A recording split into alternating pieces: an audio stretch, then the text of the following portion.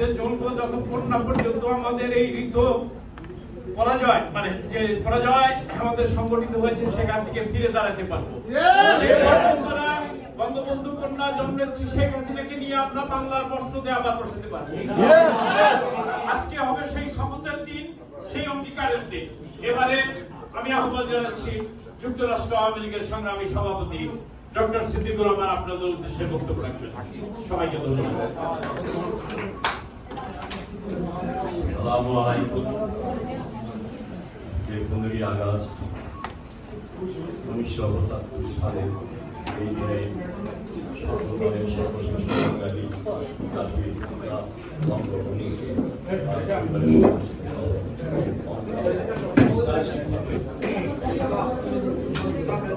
আজকে আমরা এই অবস্থায় সেই দিনটি স্মরণ করতে বসেছি। সেই দিনটিতে বাংলাদেশ কি করছে আপনারা জানেন।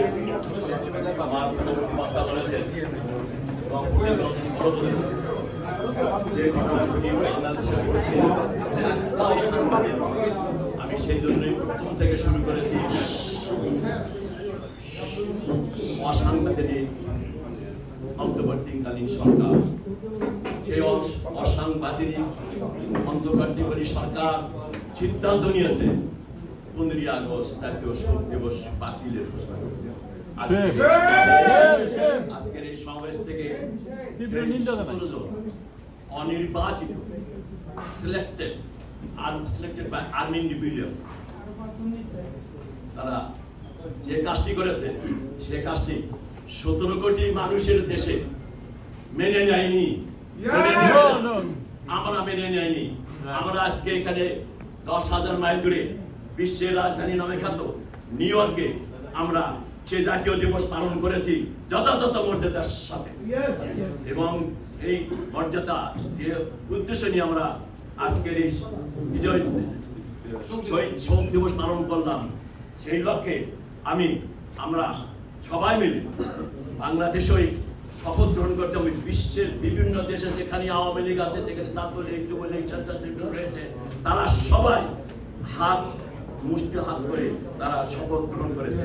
আমি আমার সহ আপনাদের সবাইকে আমরা দাঁড়িয়ে আমরা আজকে শপথ দেব যতদিন না পর্যন্ত আমাদের মাননীয় প্রধানমন্ত্রী জননেত্রী শেখ হাসিনা বাংলাদেশ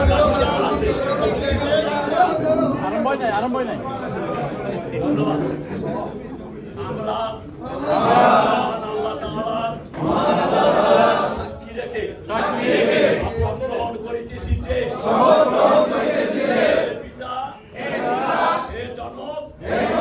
আমরা যতক্ষণ তোমার অপমানে বদলা নিতে না পারবো ততক্ষণ আমরা আমাদের সংগ্রাম চালিয়ে যাবো। হে পিতা, যতক্ষণ তোমার সুযোগ্য কন্যা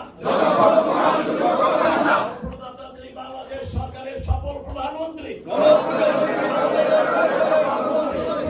বাংলাদেশের উপকার জননেত্রী শেখ হাসিনা দেশে ফিরিয়ে না আনবো ততক্ষণ পর্যন্ত রাজপথ ছাড়বো না। দেশে বিদেশে সর্বাত্মক আন্দোলন সংগ্রাম চালিয়ে যাবো। হে জনক, তুমি টঙ্গিপাড়ায় খবর থেকে তোমার আদর্শের